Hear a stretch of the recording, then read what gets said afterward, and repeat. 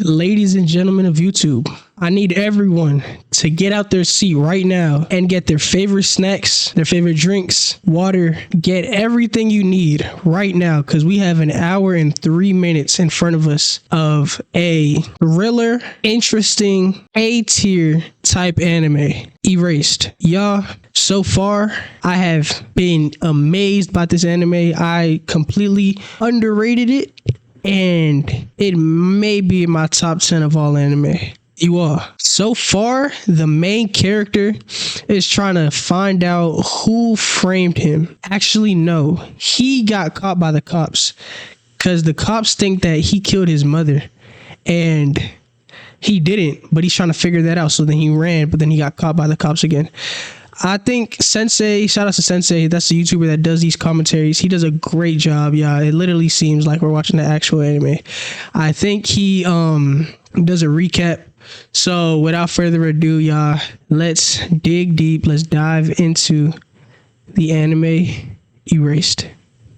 The killer has finally been revealed. On the last episode of Erased, we left off with Satoru meeting up with Airi to discuss who the killer could possibly be. But not long into the conversation, they're interrupted by the police. Without even having a chance to escape, being surrounded. She led them to him too. She led them to him, dummy. Surrounded on both sides, Satoru is handcuffed and is being taken into custody when he notices somebody off to the side. The same man from the first episode who he had walked past just before seeing his mother dead on the floor. As he sees the man who he knows killed his mother, he just looks back as he smiles at him. Satoru was thinking to himself, there's no way it can end like this. There's no way. All he needs is one more shot, one final chance. He's begging and begging over and over to whatever powers was letting him do this. He's having flashbacks of everything that's gone on in his past timelines. As he screams out and opens his eyes to a figure from the science center from his childhood town. As he looks off to the side, we see Kayo there as she says that she's glad that she mustered up the... If y'all haven't already seen, Kayo is this girl that previously got murdered by the same guy. This was when he was in 5th grade. He's currently 29 in the story. But she basically died by the same guy that's continuing these killings. And the pattern that is going on is that the guy that's killing is framing other people. So I think the one that was framed for her death was this neighborhood friend. He was a little older. His name is Yuko. And that guy's serving life, or he's serving death penalty. So it's just a lot, y'all. And he just went back in time and yeah. So let's keep going. Courage to come. And as Satoru responds, I'm really glad as well. He has tears coming down his eyes. All of a sudden, the rest of the gang pulls up and he instantly hops right back into character as the 10-year-old Satoru. Now he's realizing that there's no more beating around the bush. He's tried once before and already failed. So he's realizing that even if he has to get his hands dirty, he's got to succeed this time. He can't have any regrets. He knows that he's not getting another chance. If he goes back to his first timeline, he's gonna get locked up for good. As Satoru, Kayo, and the rest of the gang are all leaving the science center, Satoru offers to get some food with the allowance that he had gotten from his mom, and everybody's hyped about it. When all of a sudden, Kenya asks him if he ever got around to reading that book that he had lent him the other day, The Switched Man by Poe. Satoru's like, oh no, I forgot about it. As he thinks to himself, how could he even remember a book that was lent to him 18 years ago? Kenya's like, oh, well, you should read it. It's a good read. But anyways, later that night, Satoru gets home and he sees his mom cooking and is instantly brought to tears. He's bounced back and forth between a reality where his mom had been killed to a reality where his mom was alive and then back to when she was killed. It's been a whole roller coaster. And in his previous timeline, he had failed to find out who the killer was, which would have saved her. He had come to terms with her death once again and being blamed for it, but now he's finally getting another shot. So he's crying and she's wondering what's the matter, but he says it's nothing. As he's walking back to his room, he asks her to keep one thing in mind, though it's pretty random. He just says, yes, you actually can take a direct train to Ueno. She don't know what he's talking about, but if you remember, this is referencing the question that she had asked him when she had first pulled up on him in his original timeline with the pizza bike and the truck driver and him being sent to the hospital. She had asked him originally if from his house she could take a direct train to Ueno, and he had never given her a straight answer. I wonder what happens if he tells his mom and the girl that they're gonna die. That'll be a good, I don't know, because I know in other movies, if you kind of tell, like, if you run into yourself in the past, or if you tell somebody that this is or that's gonna happen, then it just messes up the whole timeline. But that might be the stretch. I'm not gonna lie, that might be the stretch. It might be a stretch, but maybe if he had given her an answer, she would have actually gone and went sightseeing and traveling or whatever and wouldn't have been targeted by said killer. So him saying this is at least some attempt at reconciliation or making up for his wrongs in the past. Fast forward to February 29th, 1988, the day before Kaio gets kidnapped and becomes the first victim. Satoru is holding hands with Kaio on his way to school, and he recalls that this is his third time living that day. He's realizing that he doesn't really have the luxury of being picky with his methods as to how he gets this done. Once again, he's got to do this by pretty much any means possible. Fast forward to some time in class, and Any means possible.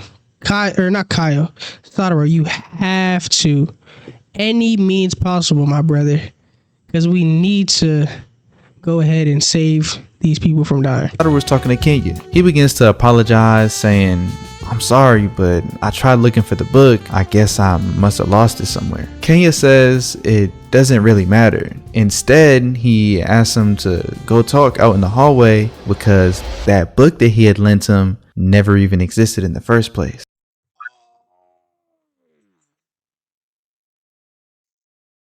By the way, this kid is like supposed to be smart, like really smart. Yo, he got him in 4K. I wonder what he's about to ask him. They're only in 5th grade too. This kid is freaking nuts, dog.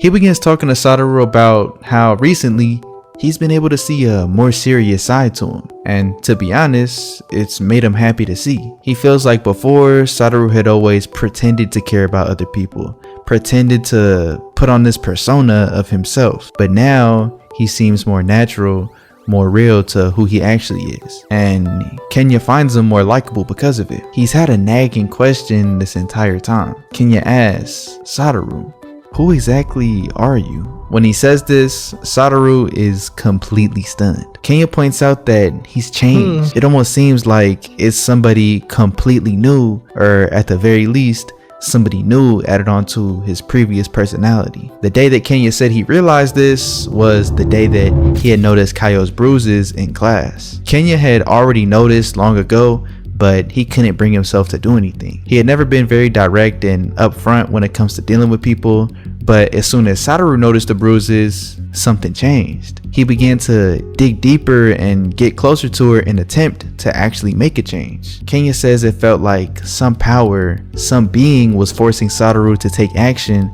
in order to show him how it's done. On the verge of tears, Kenya asks once again, who are you? After thinking for a second, remembering his childhood and the people around him, Satoru answers, I am a superhero. At least that's what I want to be. After hearing such an answer, Kenya realizes He's capping. He's gonna realize that he's capping. Realizes that it can't be anybody but the Satoru that he knows. That's such a Satoru answer. Fast forward to later in the conversation, and Satoru decides to finally tell Kenya what's going on. He tells him that Kaio is gonna be murdered.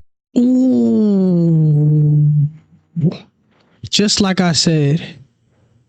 What's about to happen? Just like I said.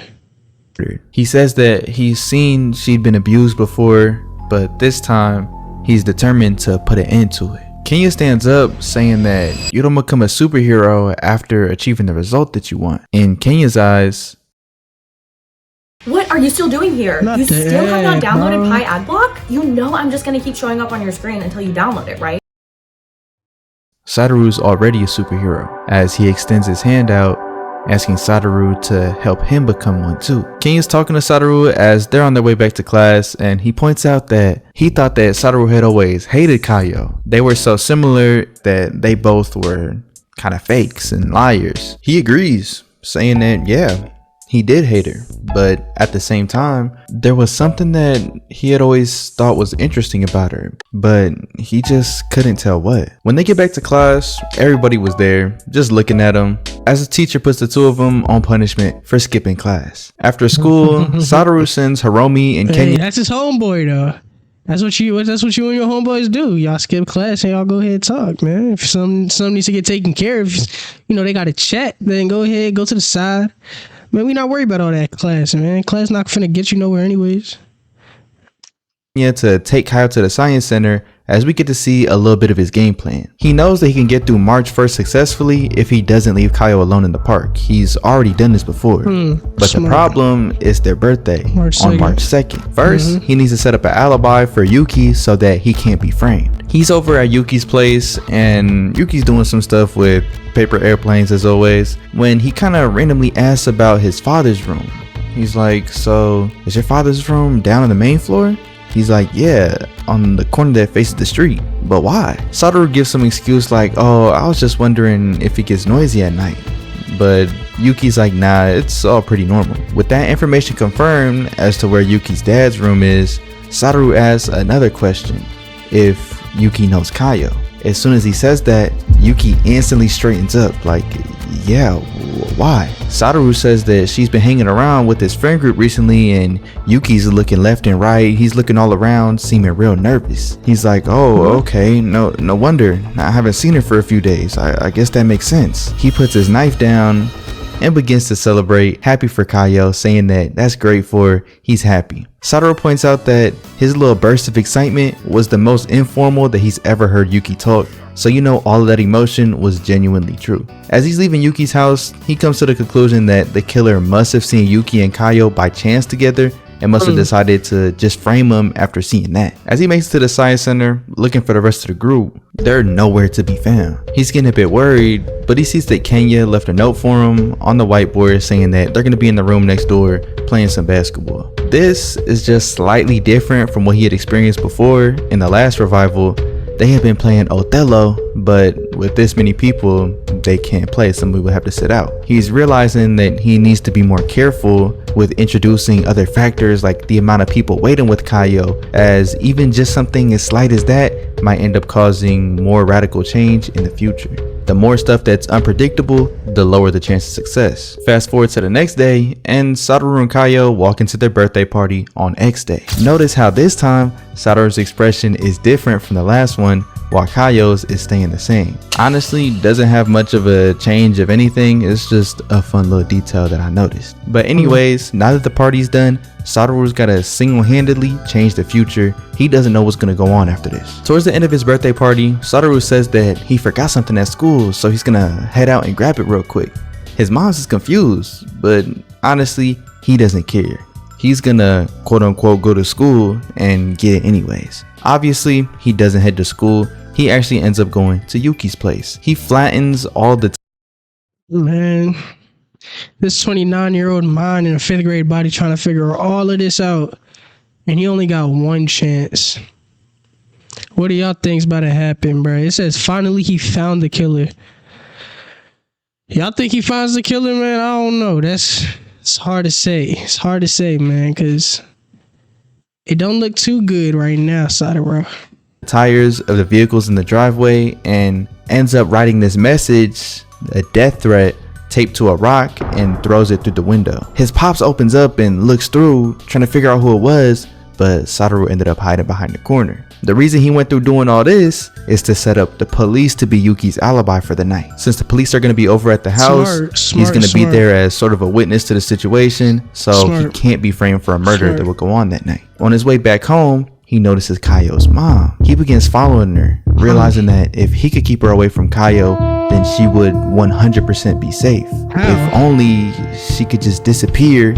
As he begins reaching his hand out towards her, but somebody stops him, with it of course being Kenya, saying that he's got to keep his cool. It'd be bad news if Kaio's mom died, but even worse if Satoru had gotten punished for it, he wouldn't be able to stop any of these killings from happening in the future. They sit down for a second and she was about to try and kill her. That's not the way, bro. Kenya confesses to Satoru that like he had been me, following him around for the past few days. And he knew that given how desperate he was to save Kayo, Satoru wouldn't think twice about risking his own safety and future in order to protect her. Satoru thanks him for helping him keep a cool head, but Kenya asks what was up with the whole thing at Yuki's house. Why'd he do that? He explains that he wanted to get the police there for a separate reason, but he just knows that something bad is gonna happen to Kayo tonight. She's in danger, so he asks for Kenya's help. He wants to get the police to stop Kayo's mom from abusing her. Kenya knows that's gonna cause a big commotion, and he's asking Satoru if that's really the right option right now, but he doesn't know. He had just came up with the idea. As he begins thinking out loud, he says he doesn't care if it becomes a major incident or even if he gets caught and punished for it. Regardless of any other consequence, nothing's worse than Kayo dying. He has to prevent that at all costs. Fast forward to when Kenya and Satoru get back home. Satoru takes Kayo back to her place, and as they're walking, they both call each other's name out, but Satoru is the one who ends up talking. He tells her, Kayo, I'm gonna kidnap you if that's okay with you. She just looks at him like, are you stupid? And Satoru says that he is. That's why he couldn't think of anything else. And in response to his kidnapping request, Kayo agrees. They end up dragging this little generator stovetop thing over to this abandoned school. You see, this is probably the best way to go about it. This kid's smart. Obviously, he's 29 years old, but he doing his thing. He's doing his best. Can't blame the kid. One thing I would change. He really has everything down pat. For real. I think it's a good move to stay with her the whole night. But what if he dies? Or what about if Yuki's not the one that gets framed, but maybe the mom? Or I think the mom actually went ahead and she freaking put the girl's body in a plastic bag. L mom. But man, Satoru, you're doing a good job. I kind of want to see what else he does, because like he has to kind of prepare for like these next couple of days. And how long does he have to do this for? Like, does he have to live the whole? How old is he? Like 11 to 29? That's kind of crazy. That's very crazy. Satoru explains that it used to be used for another school's hockey team, but since they got a new one, nobody ever shows up. Kenya pops up at the back like, okay, y'all finally made it. As they go inside, they go ahead and set the place up, putting up curtains, opening up vents, and finally getting some light started. They talk about the hideout for a bit, but eventually Satoru and Kenya's gotta go. Satoru says he'll be back sometime in the middle of the night, saying that he's gonna knock 3 times before he enters. Kayo doesn't say anything, but thank you to the both of them. Kenya says there's no need to thank them. That's what friends are for. And Satoru promises that they're gonna protect her no matter what. As they end up walking home, they realize that this may have went pretty successfully, but the hard part hasn't even begun yet. And just as a safety measure, Satoru tells Kenya that if this does happen to go public and become a big thing, pretend like he knows nothing. Satoru says that he's gonna take all the— Kenya is a part of the whole thing. Cause Kenya, he all nosy in Satoru's business, bro. Like, get up, bro. Go ahead, play some video games, play some Fortnite or something. Blame as he finally makes it back home. She's like, oh, you took your sweet time, didn't you? And he just explains that they took a little detour and ended up talking for a while, asking if Kayo's mom had called by any chance. Sachiko's like, nah, they ain't getting any call from her. And he points out that he's gonna have an early start tomorrow morning, so she doesn't need to stay up for him. He'll go ahead and take some of the leftover food from the party as his lunch. In the middle of the night, we see Satoru getting up, of course, to go check on Kayo. But the whole time, his mom notices. Over at the bus, Kayo's working on knitting these gloves, her birthday gift for Satoru, when he knocks 3 times as she checks over the door, saying that he could come in. He's surprised that she's still up, but she said she was having trouble sleeping, which isn't unrealistic given these circumstances. He ends up bringing her some cup ramen as they share a little midnight snack. First thing in the morning, Kenya stops by and turns out that both Satoru and Kayo had fell asleep. Kenya suggesting that they make their leave before the kids from the other elementary school pop up and they make their way to class. The teacher's giving out roll call and he points out that Kayo's late today. looking over at Satoru, who How? was looking at her seat, How? He was literally with her. seemingly concerned. Later at lunch, Kenya's talking with Satoru, saying that nothing's happened yet. He's asking if he thinks that Kaio's mom would have called the police by now, but Satoru says he doesn't think so. He begins Wait, recalling so the she at the actions crib? from his past revival, where Kaio had came home at 9, been abused and kicked out to the shed by 11, where she was taken by the killer, of course. And by 12:30 a.m., Kaio's mom had called Satoru's place asking if they knew where Kaio had been, while the killer had killed Kaio on the 3rd, returning her body by sunrise. Comparing that timeline versus this one, a lot of things has changed. Not only Kaio's actions, but the killer's actions, Kaio's mom's actions, and of course, Satoru's actions. We get a view of the teacher's lounge, and he's making a call, as whatever he seems to be talking about, he's taking pretty seriously. Fast forward to later that night at the new hideout, they end up bringing Hiromi and having him stay there as well. They're apologizing to the both of them for cooping them up in here like this, but Hiromi says it's alright. Nobody would have even been home at his house by like 8, 9 o'clock anyways, and Kaio says it's not a problem. She's never had so much fun before. Satoru reveals that his plan is to go to Kaio's place in the morning, asking her mom where she's at, and she'll have no choice but to call the police after. Eventually, Kaio's gonna get found, but Satoru points out that he's gonna be the one taking the blame for it, but Kaio interrupts him, like, are you stupid? She says that if they say it was her idea and she had only asked everybody else to help out, really, there's nobody to blame. It was just her trying to get away from her abusive mother, so they can't blame her, and her friends had good reason to help her out. As they all look at her, they're like, damn, she's right. Satoru had never even considered that. Satoru says that on their way home, Kenya knew that Satoru never would have considered an angle like that, as he admits that he didn't. Kenya points out that actions like that is what he thinks makes a true hero. Later, sometime in the middle of the night, we see Kaio sleeping alone in the bus. Suddenly, she hears somebody open the door. She's wondering if it's Satoru, but knowing that he didn't knock 3 times and she didn't give him the okay to come in, she knows that it can't be him. As this person is... Yo, these 5th graders are smart. Am I tripping, or are these 5th graders like really smart? They probably all 29 years old. Walking up and onto the bus, he drops a bag and kicks one of the boxes that were there. Kaio is here fearing for her life, but just as quickly as he came, this mysterious man walks off. The next morning, Satoru wakes up to seeing his mom cooking breakfast. He's confused as to why she's up so early, because he woke up mad early to go check on Kaio, but she says that he assumed he was going to wake up and go to school early again, so she wanted to make him breakfast. He's speeding through his breakfast and she's wondering why he's in such a rush. He doesn't even end up giving her an answer, but she asks the question, what are you doing so early and who are you doing it with?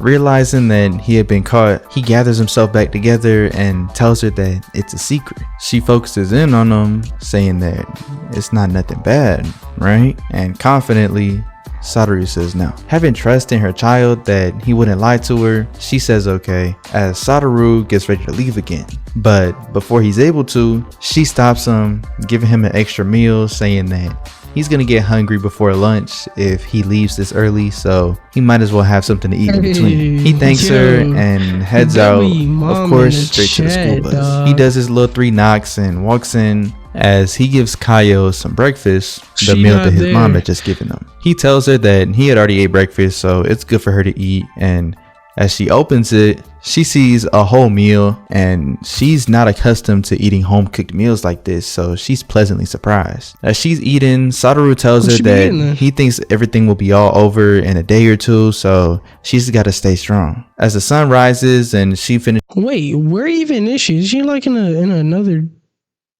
like house? In another like in a shed or something? breakfast. He says that he'll check on her after school, as she notices that under the lunchbox there was a note from Satoru's mom saying, I put in all of my son's favorite things. Hope you enjoy. She knew well that Satoru wasn't going to eat that meal himself, that he was going to give it to whoever he came to see. So she wrote that note specifically for whoever that was. As he's leaving, heading back onto his school, he's noticing the kids. Why didn't she tell him that the dude came? Why didn't she tell him that the dude came into the room?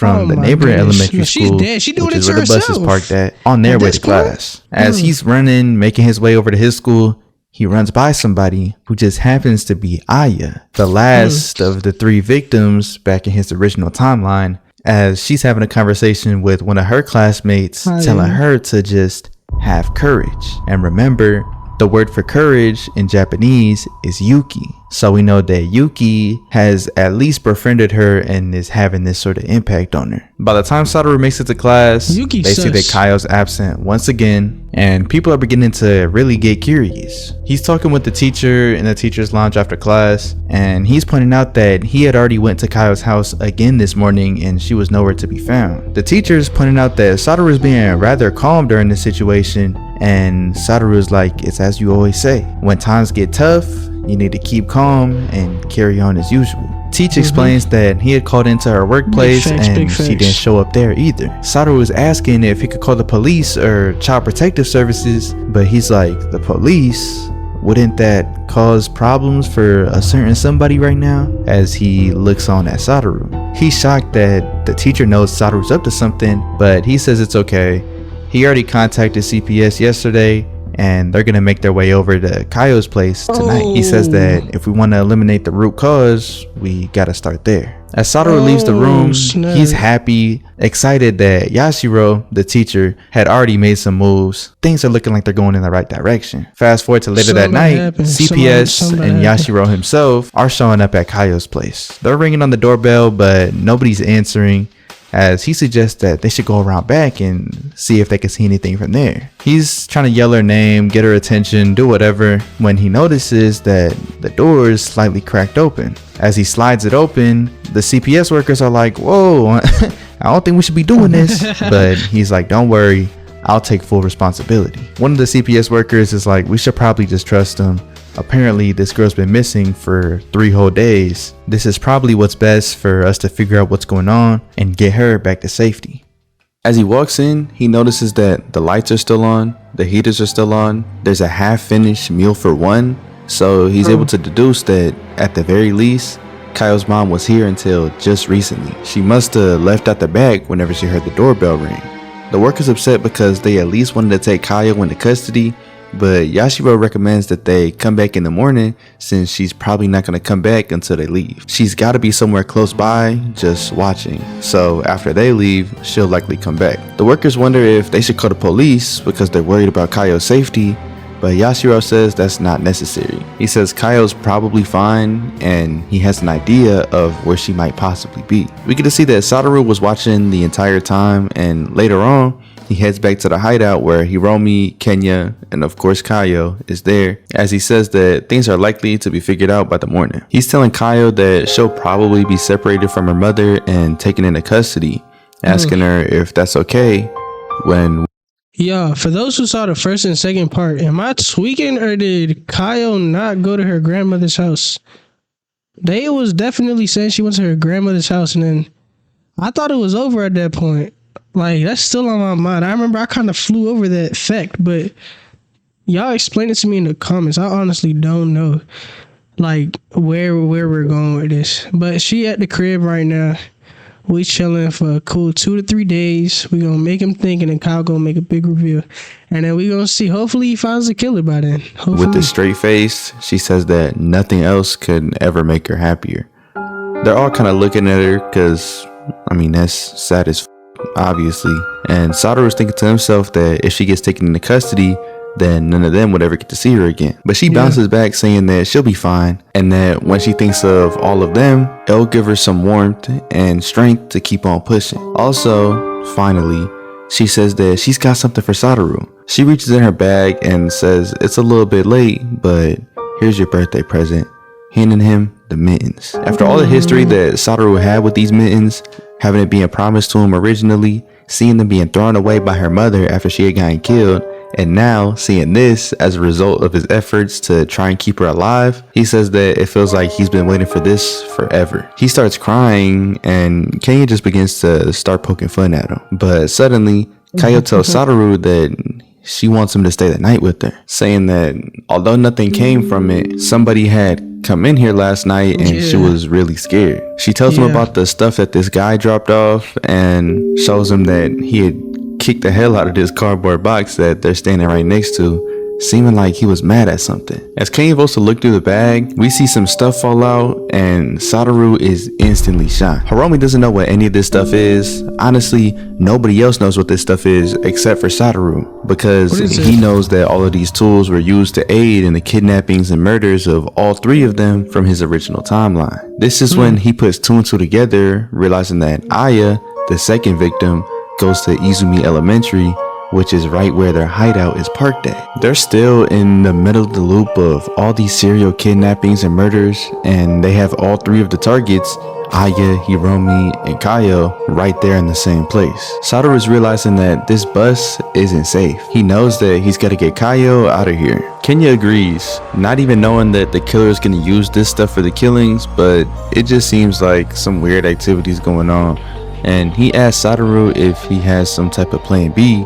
when he says that he does. As they're packing up the stuff, Satoru is taking a look at the footprint, saying that he's got to remember it. It could be vital to the case. But also, he notices some black powder on the corner of the box. As he opens it, he sees a bunch of coal and materials used for starting the fire. Noticing this, he puts two and two together, realizing that it's got to belong to the killer as well, and he starts getting pissed. He's ripping off tape and throwing a fit when Kenya calms him down. This is where the killer hides out. Yo, wait. Kaio's the killer. Kaio is the killer. She framed her own death. We never seen her body. Kaio is the killer. I'm sticking with it. Or this dude, Kenya. Kenya be sus, I'm not gonna lie. Kenya is a sus guy. But yo, one of them. It's gotta be one of the kids. I don't care. Or one of them gotta be helping. Saying that none of this matters anymore. Losing his head isn't going to do any good for the situation. They finish up packing, and as they're leaving, Satoru says that his game plan is to distance Kaio from the case as much as he can, even if he has to take some risks. Since CPS is already on the move, the future is definitely changing. He just has to keep her alive and wait it out until something good happens. Satoru's plan B was to go back to his mom's. He opens the door saying that he's home, and his mom walks up asking for an explanation as everybody else pops up from behind. Satoru grabs Kaio's hand, stepping forward, saying that this is the result of him not giving up. She just looks at him, walks up, and puts her hand right on top of Kaio's head, saying that she's proud of them. He ended up doing what he had to do in order to help her out. Once they all get inside, she goes back to cooking, and he's wondering why she's making curry of all things. She said that she assumed he would be back home soon and didn't know how many guests he would bring, so she decided to make something that she can make in bulk and have a lot of. Satoru was kind of annoyed because he's been trying to hide it, but she had realized all along, as she invites everybody. She be knowing like what's going on. Like, she be predicting what this kid is doing. She else in to go ahead and have dinner. As they're eating, Satoru is asking what she's going to do with all this curry if nobody had come. And she says, well, curry's good for days, isn't it? Referencing back to what she had said in his original timeline, back before she had even gotten killed in the first place. As Kenya and Hiromi are leaving, Sachiko steps into the side room and is on the phone with somebody, saying that Satoru and Kaio had ended up coming back. Turns out she was on the phone with Yashiro, as he says that he assumed they eventually would. Sachiko's asking if Kaio would really have to go into an orphanage, and Yashiro says he's not sure yet. He explains what happened the other day with him and the CPS workers going over to Kaio's place, but her not showing up and seeming like she had left on notice of them pulling up when he asked Sachiko for a favor. We didn't get to hear exactly what it was, but she's like, okay, tomorrow at 7, I'll be there. We see that he ends up making another call over to CPS in regards to Kaio and her situation. But back at the house, Sachiko's getting everybody ready for bed, and after Kaio's bath, Satoru is realizing that she's got pajamas on, when they should not have no type of pajamas like that. He's the only child. But Sachiko had already went and bought them beforehand. She knew about his entire plan. Yo, why is she okay? This is kind of getting suspicious now. Why does she know everything that's about to go on? Why does she know every single step of the way? What he was up to. And Satoru was finally realizing just how much ahead of the curve she is. Even though Satoru was using his 29-year-old brain, he still can't get past her and hide what he was thinking from his mom's. As they're fixing the sheets up, ready to go to sleep, Kaio's kind of telling him to, tighten up. He's not doing it good enough. And Satoru says it feels like they're on a field trip right now. When he's like, speaking of which, the view from Mount Hakodate was really something else, right? We get a flashback of the entire class on a field trip, looking at the night lights of the city. But his mom is like, yo, ain't never been to Mount Hakodate. And Satoru realizes that he's mixing in memories from his original timeline, and he's trying to cover it up like, I must have seen it in a photo somewhere. The three of them end up going to bed, and in the morning, Kaio and Satoru wake up to breakfast from Sachiko. As she walks out, she sees a plate that was prepared for her as she thinks back to what her breakfasts were like back at home. Ramen, bread, spare change in her to have her go find her own breakfast. She ended up always eating alone out there at that tree, never having experienced anything like this. Before she even realized it, she's crying as Sachiko comes to comfort her. Later that night,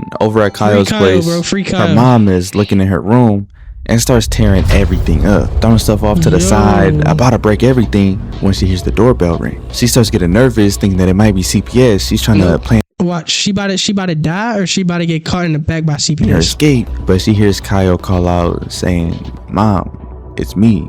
Open up." She dashes straight to the door and starts screaming at her, asking her where the hell she's been for the past 3-4 days. As she raises her hand up in order to hit her, Satoru and Sachiko pop up, and she instantly starts giving them all the blame. She's like, y'all really kidnapped my child? She's pinning them out to be these crazy kidnappers, saying that she's gonna sue him, she's gonna get a lawyer, call the police, everything. Sachiko steps up to Kaio, asking the mother if she even tried looking for her at all through the past 3 days, but she's just completely taken aback by the question. She's offended that Sachiko's here trying to paint her out to be the bad guy now. She grabs this show snovel that was by the front door, telling Sachiko that she could go to hell. As she's swinging, Sachiko's just standing there, stone faced, watching this weapon being swung at her. The kids end up getting in the way as Kaio tackles her mom and Satoru pulls his mom back, but she still makes a little bit of contact. She's getting mad at Kaio for holding her back, asking her what she's doing. This girl's crazy.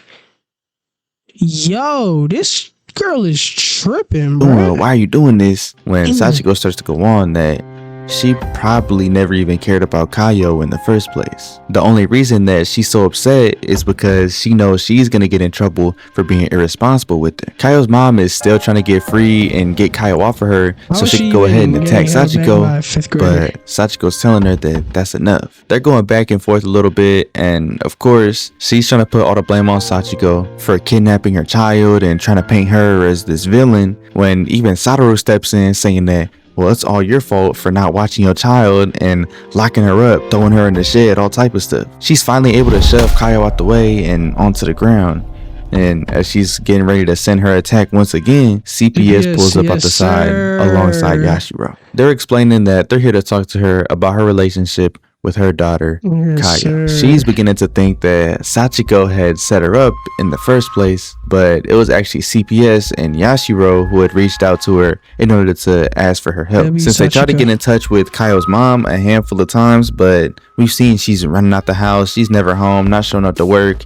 She was obviously trying to hide and run from any type of interaction with them, but with help from Sachiko and the kids, they were able to make it happen. She's trying to spin everything on Sachiko, saying that these people are crazy.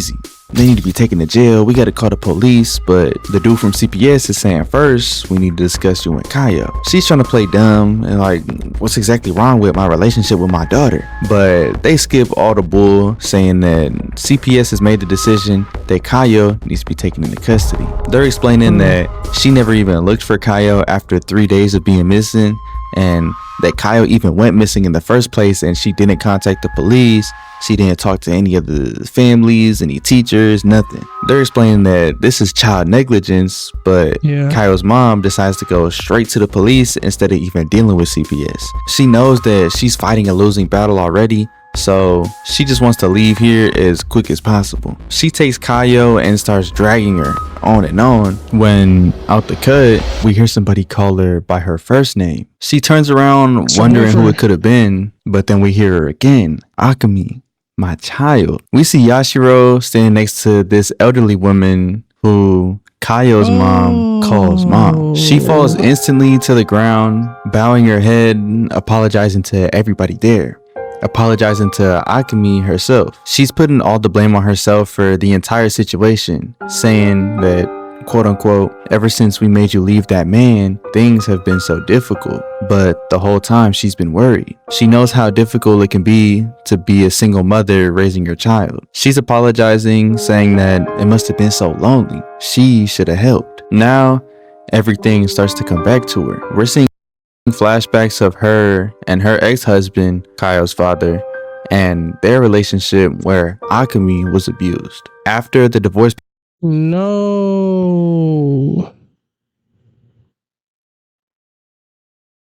That really sucks. That really sucks. Dang. Please, Akemi, please don't abuse your kid again after this.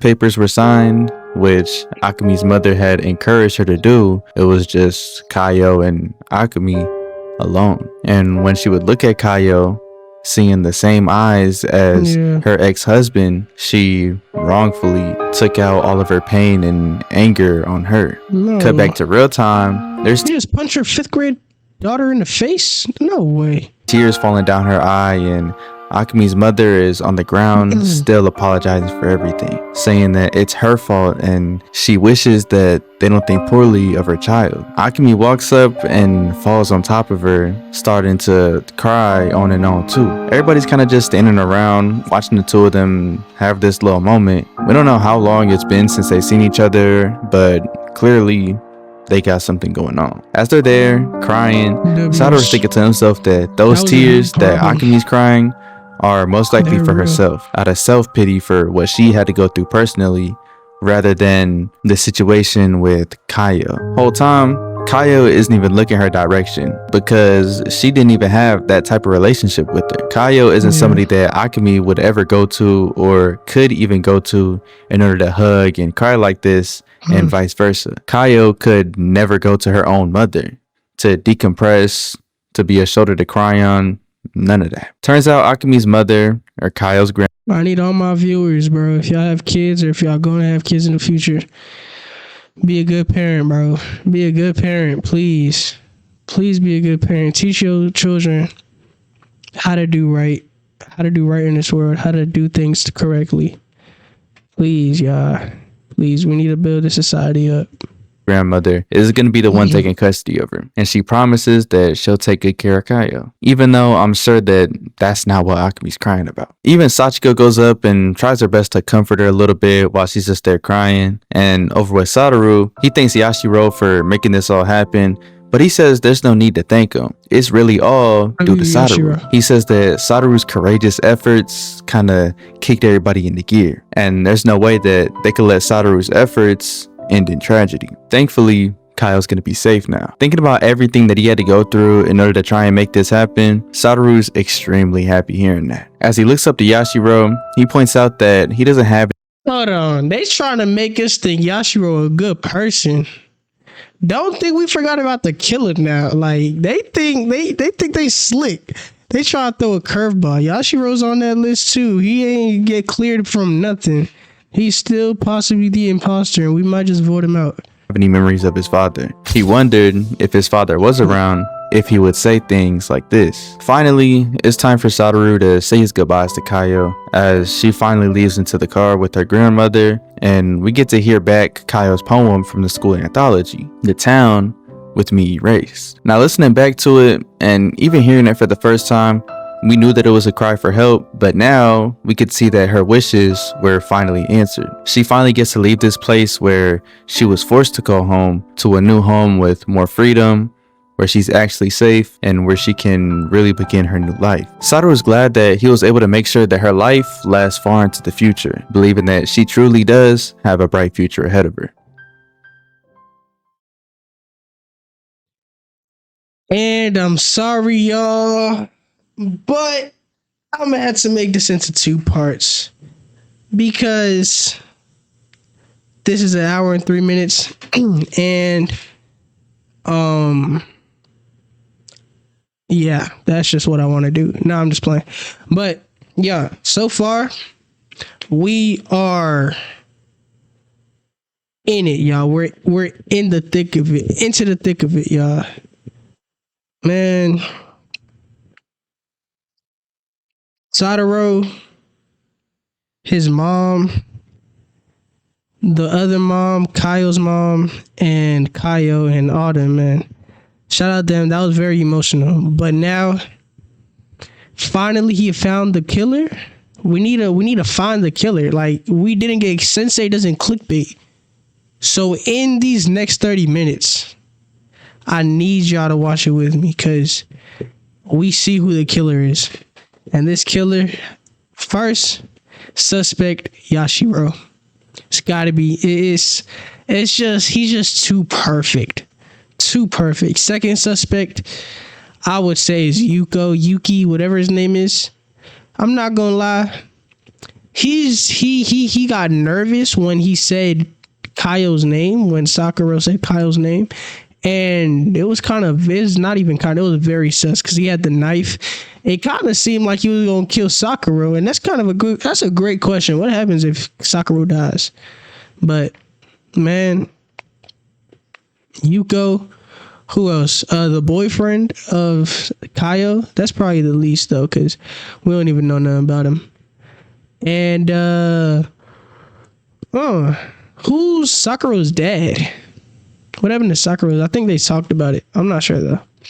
But those are our 4 suspects. If y'all think it is anybody else, down in the comments, please, I promise, please do not spoil it.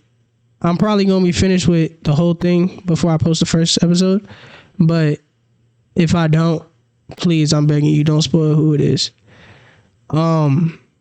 So this is the end of this part. To see the next part, it should pop up soon, anytime soon, y'all. Go ahead, hit that like button, hit the sub button. We're on the way to 1,000 subscribers. And it's that boy Elvis, and I'm gonna see you on the next one. Peace.